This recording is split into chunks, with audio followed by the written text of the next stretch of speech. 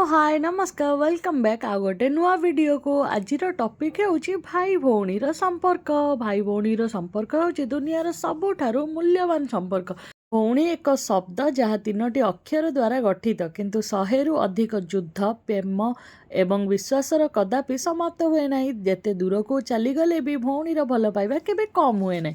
भाई केबे से बंधु तो केबे पुणी बापा परी विपद आपदरे जी आगे मने पड़े जी देई पारे बरगछ छाई परी आश्रा सीए ही भाई। भाई भौणी संपर्क रे राग रुषा अभिमान सबु किछि थाए किंतु गोटे ही जिनस न थाए सेटा हैला ब्रेकअप। भाई और भौणी मध्य एतिकी अंतर थाए जी कंदेई हसाए से हेउछि भाई आउ जी कंदेई निजे कांदी पकाए से हेउछि भौणी।